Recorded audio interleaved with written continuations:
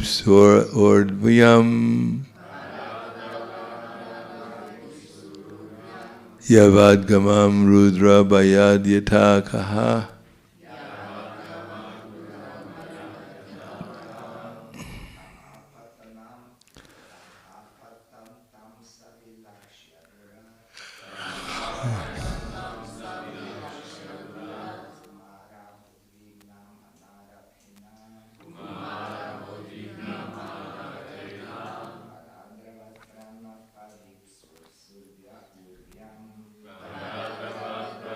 Paripsa Ordvam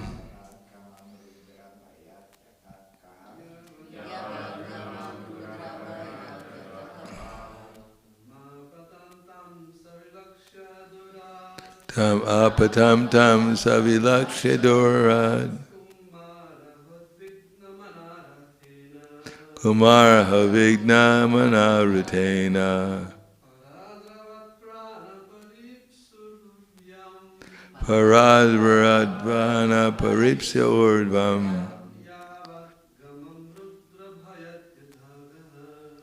Aivadkamam rudra bayad katakaha. Ladies,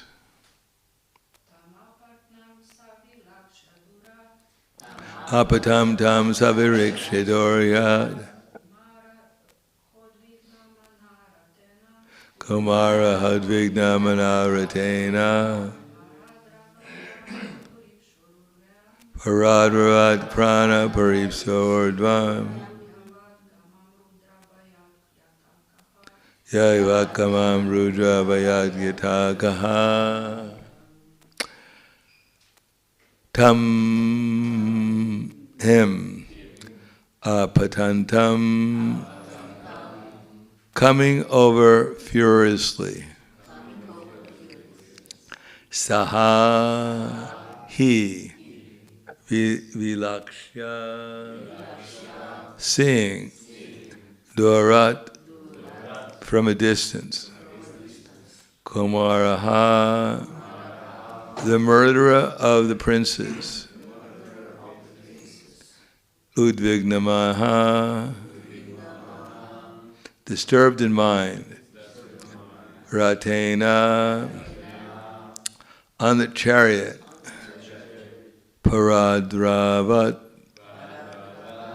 fled. Prana life. Paripsu for protecting. Ordvyam with great speed. Yavatgamam as he fled. Rudrabayat by fear of Shiva. Yata as Kaha Brahma or Arka Surya. Translation and purport by His Divine Grace A.C. Bhaktivedanta Swami Srila Prabhupada.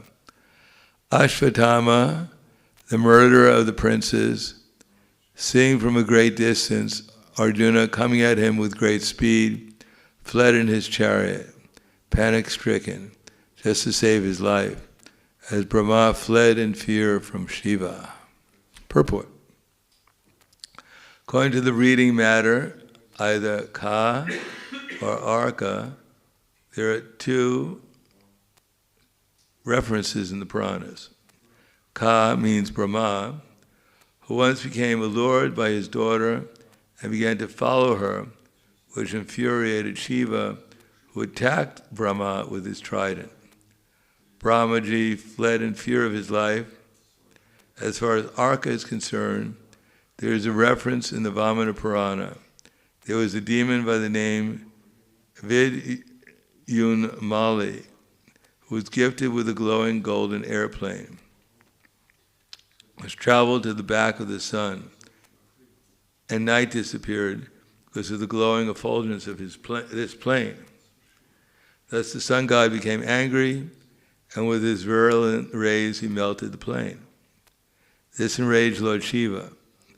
Lord Shiva then attacked the sun god, who fled away, and at last fell down at Kasi, Varanasi, and the place became famous as Lokarka. Larka. Text 19. When the son of the Brahmana Ashvatthama saw that his horses were tired, he considered that there was no alternative for protection outside of using the ultimate weapon, the Brahmastra, nuclear weapon. Purport. In the ultimate issue only, when there is no alternative, the nuclear weapon called the Brahmastra is applied. The word Dvijatmaja is significant here because Ashvatthama, although the son of Dronacharya, was not exactly a qualified Brahmana. The most intelligent man is called a Brahmana. It is not a hereditary title. Ashvatthama is also formally called the Brahma Bandhu, or the friend of a Brahmana. Being a friend of a Brahmana does not mean that one is a Brahmana by qualification. A friend or a son of a Brahmana, when fully qualified, can be called a Brahmana and not otherwise. Since Ashvatthama's decision is immature, he is purposely called herein the son of a Brahmana.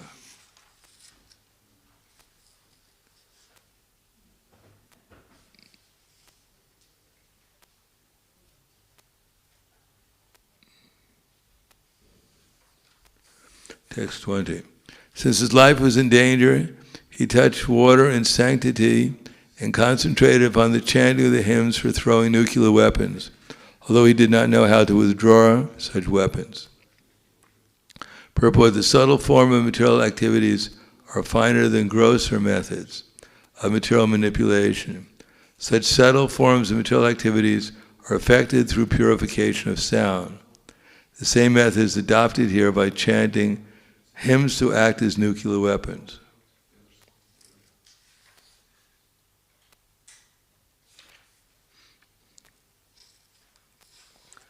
Namo Vishnupadaya Krishna Prasthaputale Srimate Bhaktivedanta Swami Namane Namaste Saraswati Deve Gauravani Vacharane Nirvishesha Srinivadi Paskadyade Satarne.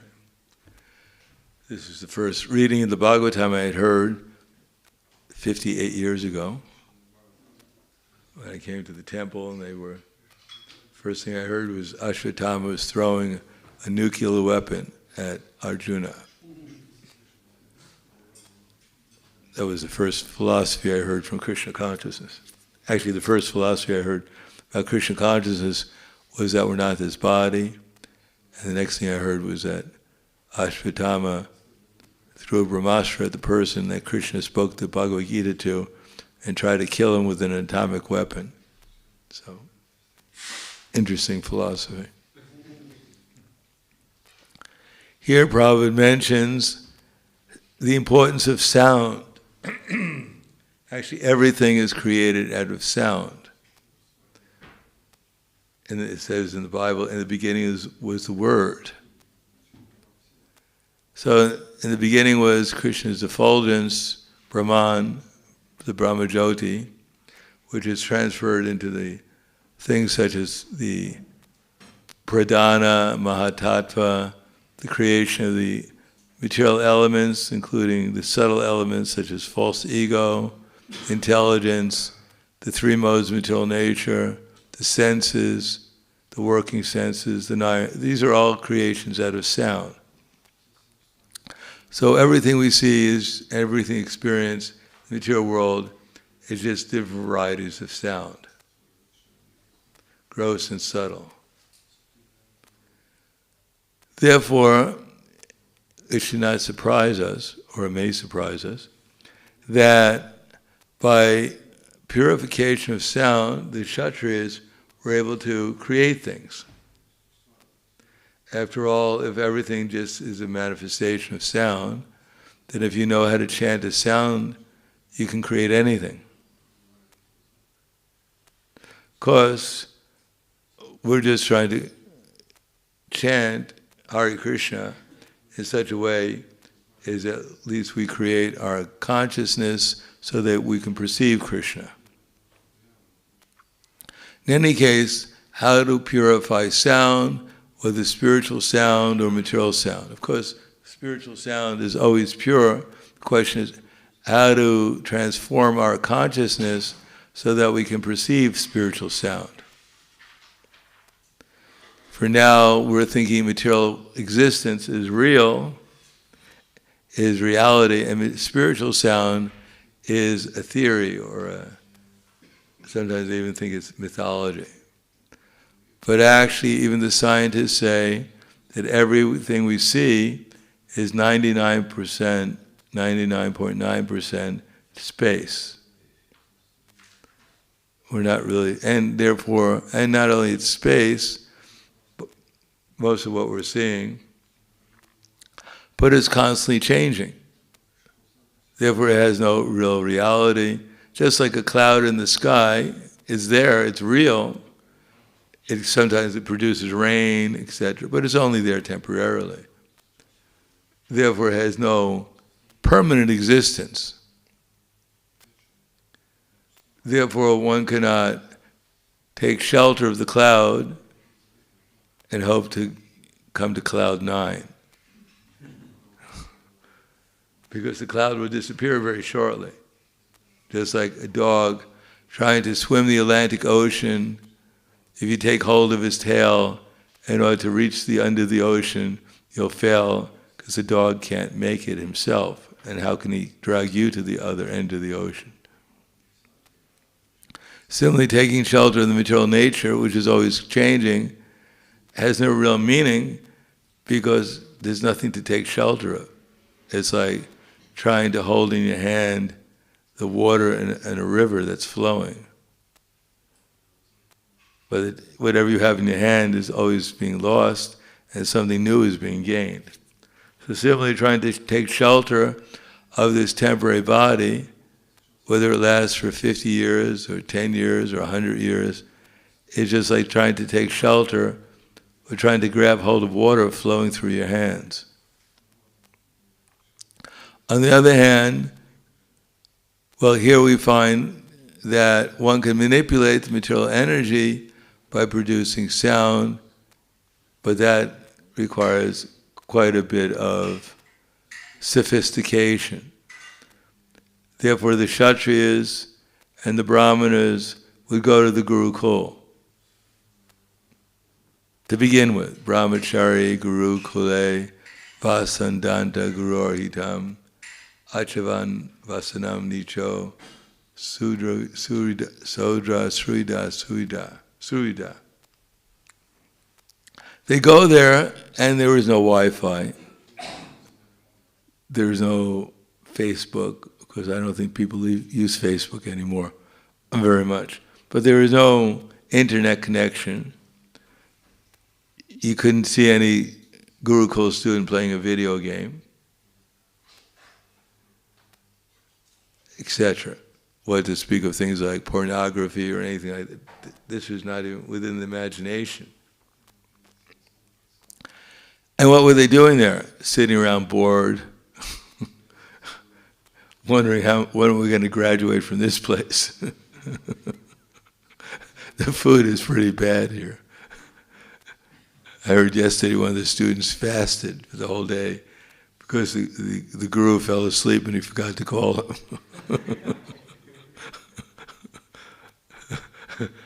Let's get out of here. No Sunday feast. Just work. Practice.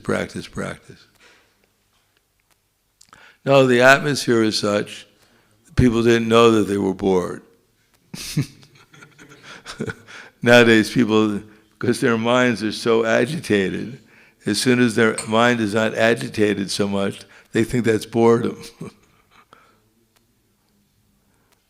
They don't know that actually if the mind is peaceful, one actually experiences happiness, sense of contentment. They think agitated mind means excitement, means happiness or whatever. In any case, the brahmachari would go to the Gurukul and he'd control his mind and senses. He'd do meaningful work, like getting wood, so that they could cook the rice that they had collected, and during the winter they could keep warm. This was They didn't have to have an electric heater in their personal room. Make sure everything was at least 40 degrees in the room to feel comfortable. They didn't have to cook their own food. They didn't have to agitate their minds trying to figure out what's going on around the world. Whether there was going to be rice the next day or not. Society was rather organized and peaceful. Therefore, they could actually hear what the Guru was saying. They didn't have so much distraction. And they weren't there to dispute the Guru. Whatever he says, I'm going to figure out why it's wrong, so I can get out of this place as soon as possible. No, they were actually interested in hearing what the Guru had to say, because it actually had an effect on their experience. It wasn't just a theory he was talking about. His words actually produced experience, transcendental experience. And part of it was learning how to chant mantra. Now even Krishna, when he went to Gurukul, one of the things he learned was how to chant mantras and how to make them produce effects.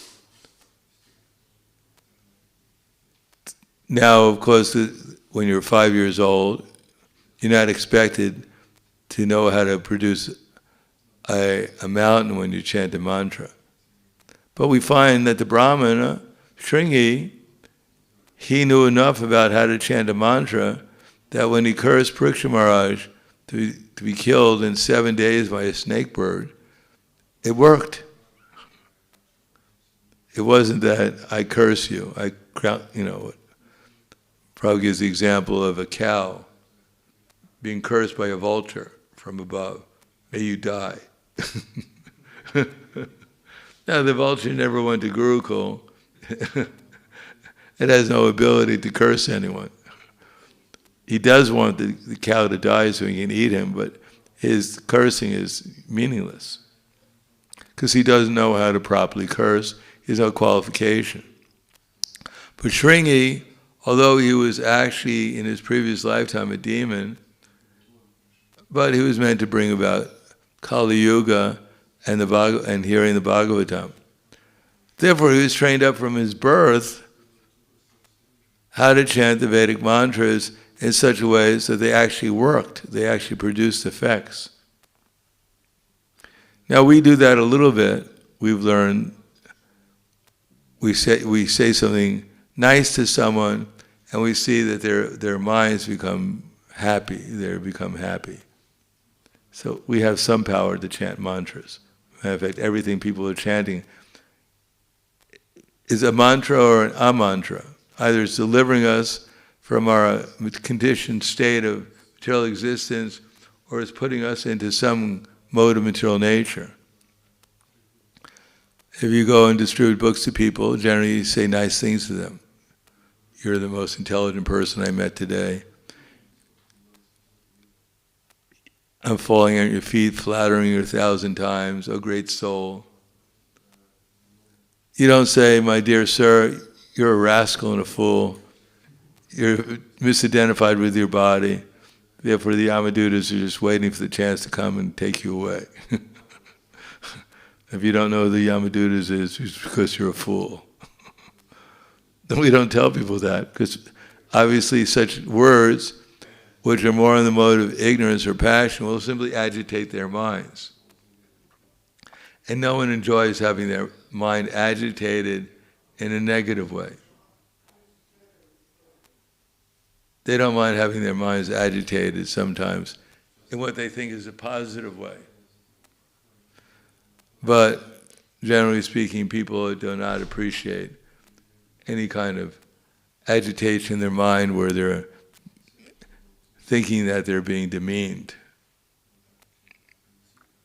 They do appreciate even false flattery.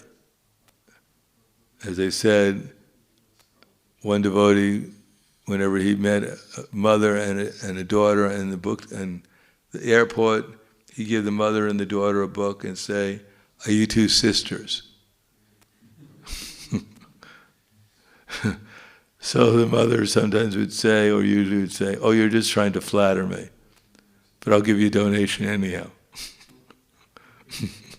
Because after all, the material world is just a place where we're just flattering people. There's nothing real about what's going on here in the sense of what we're explaining, what we're talking about, because we're just dealing with the material energy made out of what's called the elements, but the elements are just different, same Brahman, just vibrating at different levels of frequency. But in order to produce that sound vibration, Krishna explains what is actually necessary in the Bhagavad Gita, in general, even for ourselves. If we want to purify the sound vibration, the best way of doing it is, first of all, to rectify our external activities. Therefore, Krishna begins austerity in the 17th chapter with Deva Dvija Guru Pragya Pujanam Socham Arjavam Brahmacharyam Ahimsam Cha Shariram Tapa Uchate. So purification begins with tapas. Just like Brahma, he was sitting on the lotus flower and didn't know what was going on. It was all dark. There was no matches to light. There was no lamp to light. He didn't have a flashlight. He was just in total darkness. But he realized something must be going on here. I mean, I'm sitting on something. It smells nice, the lotus flower. Imagine if they had a seat. You could buy an office chair made out of a lotus flower. You'd sit there all day intoxicated by the smell. You couldn't get any work done.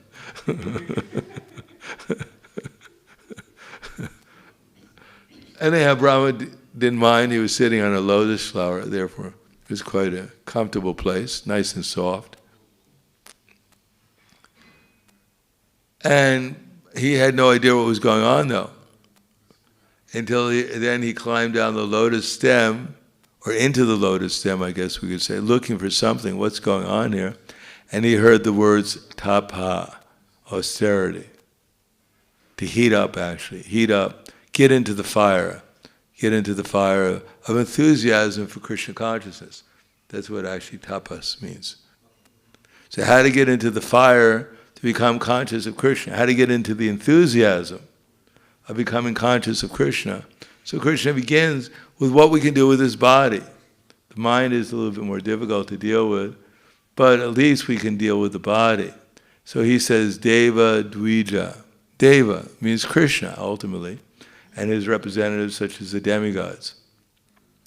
And the Dvija means the twice born, those who are actually in the Brahminical stage of life, those who are clean and have a balanced mind, those who are religious and have knowledge and realize knowledge, etc. The Dvijas, Guru, those who impart Vedic knowledge to us.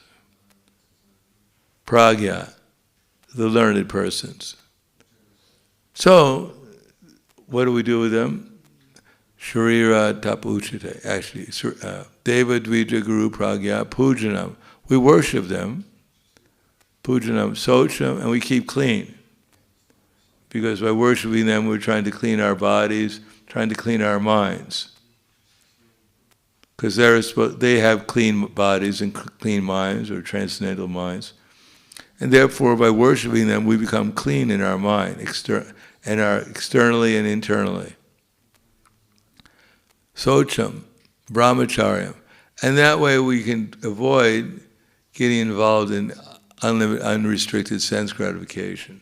If our mind is clean, then we won't run after the illusory energy for enjoyment.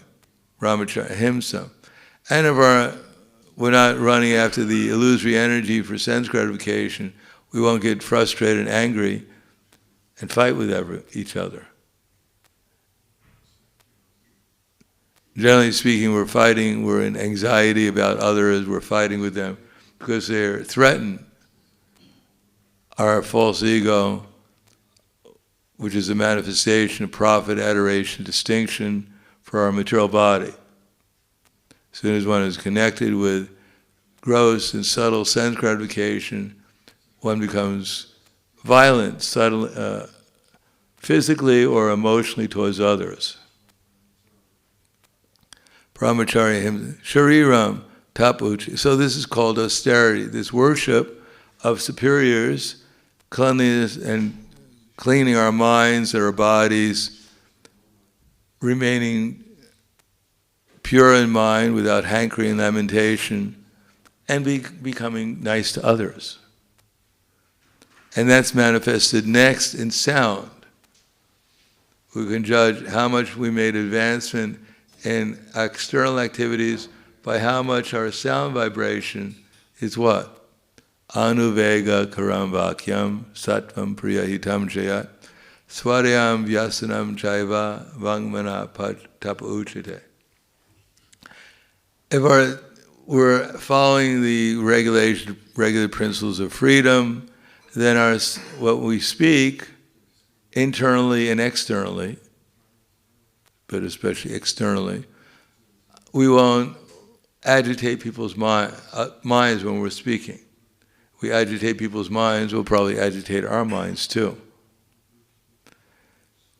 If I tell someone, my dear sir, now I'm going to fulfill the instructions of Bhagavad Gita, because in Bhagavad Gita Krishna says one of the qualities of austerity of speech is to be satya priya hitam jaya, be truthful. So now I'm going to tell you the truth. I hate you, you disgusting idiot.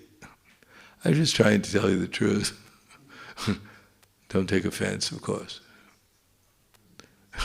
No, the person, it's a rare as a person won't become agitated hearing such a statement. And when we see that the person's agitated, we'll become, generally, because we're in the mode of ignorance, we'll become affected by their agitation also. Therefore, anuvegam karam vakyam, we shouldn't say things which agitate people's minds. Satya, but we should be truthful.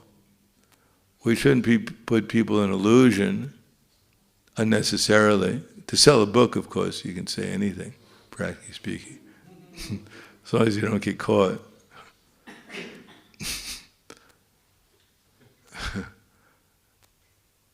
Definitely you can flatter people, because without flattering people, no one will buy a book. If people don't think they're worshiping them, why will they buy a book from you? They want to get information. They want to get adoration from their devotees. Everyone wants that. So books are simply meant to flatter people. Satyam Priya, and it should be pleasing. The sound vibration, people should feel comfortable. As I said, especially ladies, when they feel good, then they do the right thing. And men, when they do the right thing, then they feel good. So it should be pleasing. Otherwise, we won't make any progress, either men or women. Hitam, and it should be beneficial. We should tell something that will actually help them improve their existence. Satyam prihitam chaya, swadhyaya abhyasanam chaiva. And the only real knowledge comes from the Vedas. So what we say shouldn't be just a mental conception, should actually be supported by the Vedic literature. Then if we repeat like that, then we'll be benefited, we'll be pleased, our minds won't be agitated, we'll get some knowledge of the Vedas, because we have to hear what we're saying, generally speaking, also. So we may appear that we're preaching to others, but actually we're also preaching to ourselves. And what will be the result? Manak prasadam samya tvam, monam atma vinigraha, bhava samchidya ityetad, tamo manasam uchate. We work with our body and we use our intelligence. Why? Because we want our minds to be in Krishna consciousness. Because we experience the world primarily through our minds. And so what is the quality of the mind we want? Is manak prasadam, satisfaction. If we're not satisfied, how can we be happy? if we're angry or we're frustrated or we're lusty or we're greedy or we're an illusion, we're bewildered, how can we be happy unless the mind feels satisfied, peaceful? Manak prasadam, matter of fact, all of astrology, it is meant to find the means to pacify the mind. That's what astrology is all about, to feel good. With the proper vision, of course, not you can feel good normally, naturally feel good. Manak prasadam samyatvam. And the only way the mind can feel good is if it's balanced in equanimity, both in happiness and distress, honor and dishonor, heat and cold.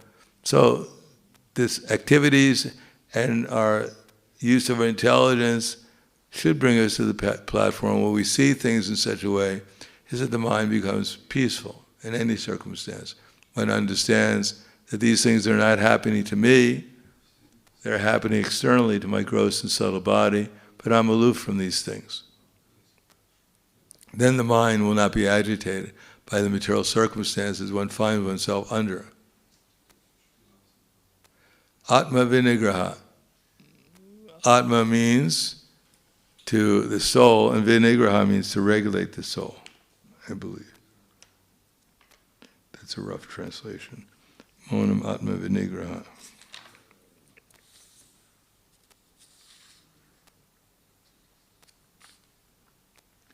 Monam, actually, this next one, is gravity, and vinigraha, control.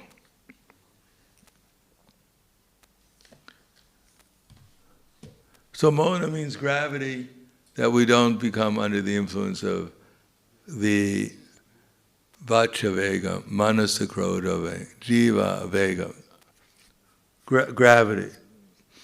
That we're serious about becoming conscious of Krishna and Krishna consciousness, and therefore we don't become attached to illusory ideas.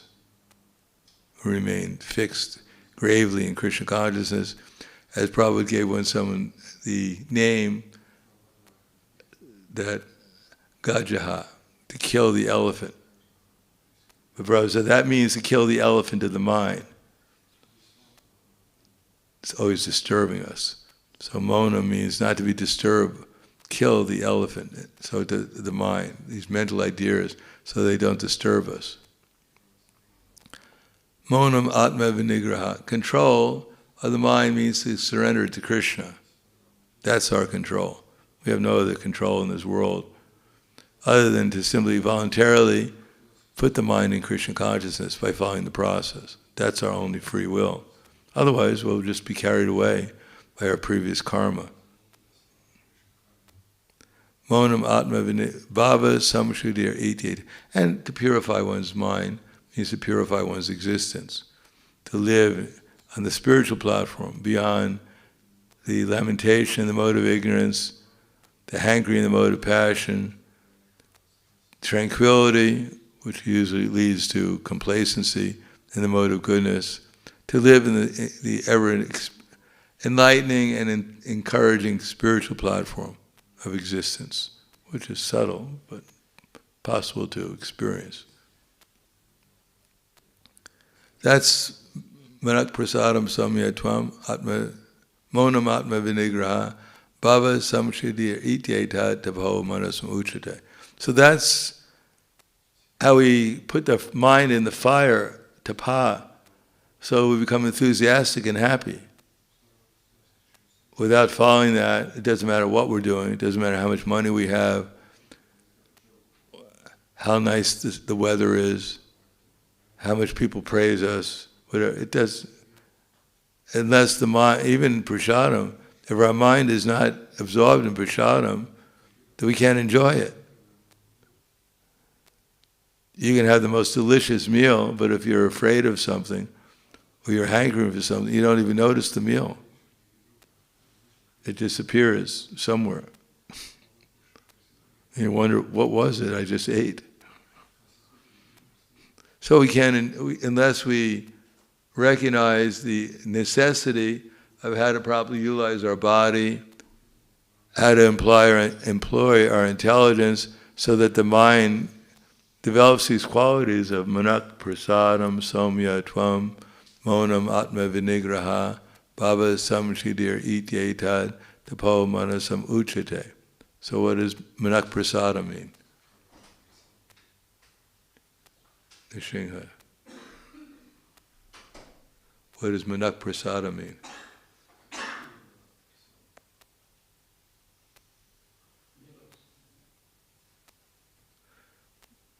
We have a consultation with Ananta. What does manak prasada mean? Prasada usually is mercy. Not really.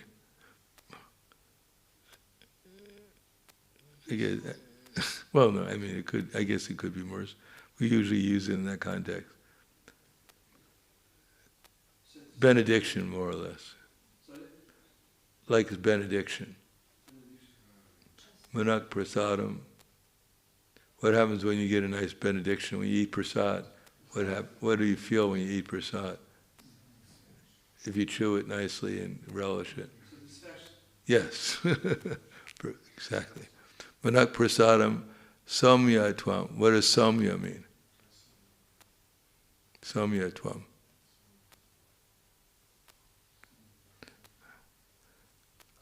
Someone can give a class and at the end everyone walks away and says, what was that book you just read from? So unless you remember something. What does samyatva mean? When is the mind not agitated? What is it called? When we're peaceful.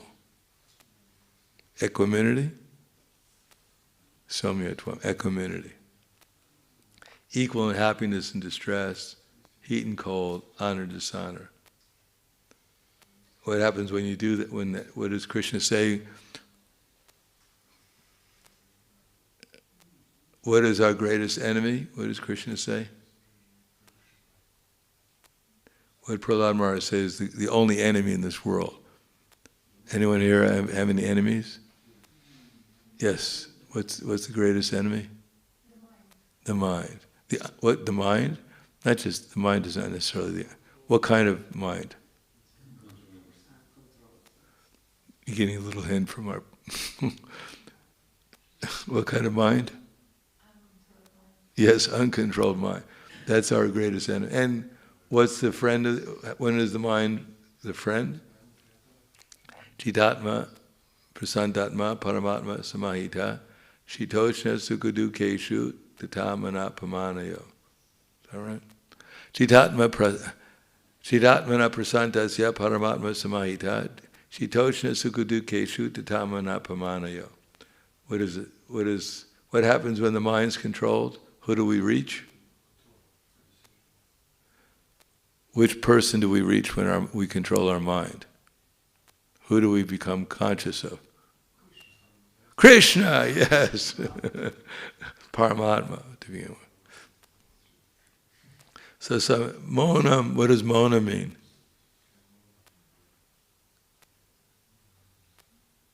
Silence, sober.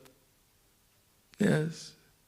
There it translates as gravity, which is a little bit deeply sober. Atma vinigraha. What does vinigraha mean? Niyamya, viyamya. Niyamya, yama and viyama. Atma vinigraha. Graha. What does graha mean? What's that?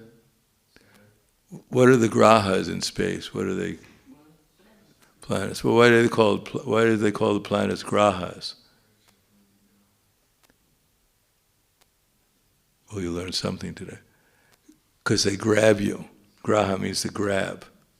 They influence you. They grab you. So vinigraha means to grab the mind in such a way. You grab the mind, so you control the mind. Atma vinigraha.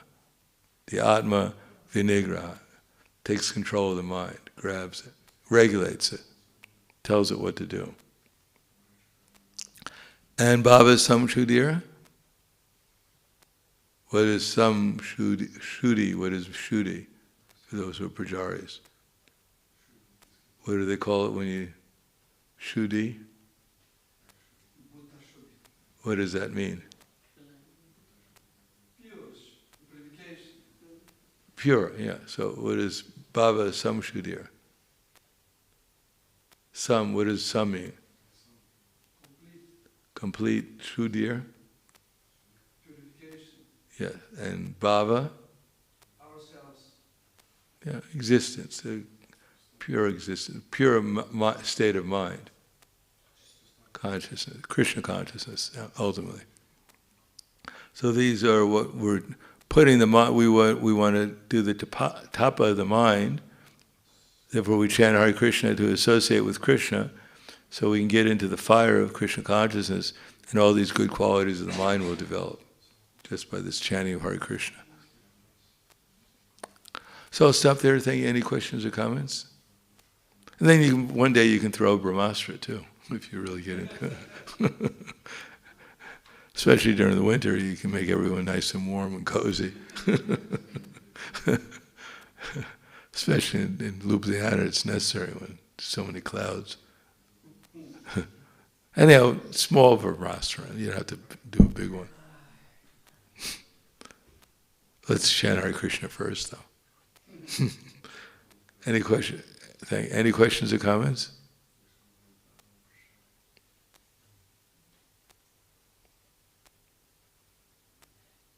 So what does Mona mean? Adela, what is Mona? What word do you remember from this? What's that? Which word is, yes, one of the words is satisfaction. That's manak prasada. Prasada is easy to remember. We're satisfied when we take prasadam.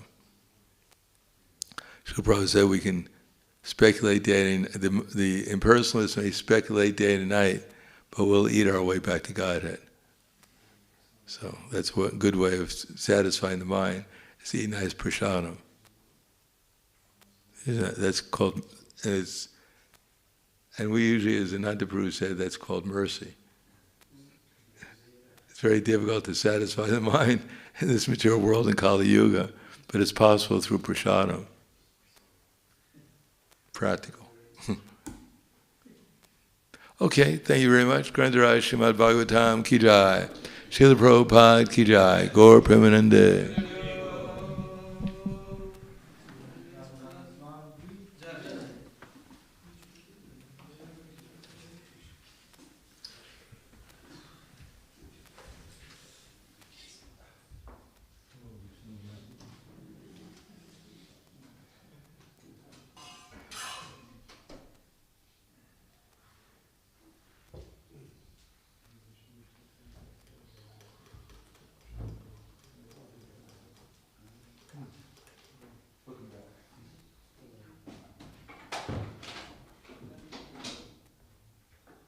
What is CR?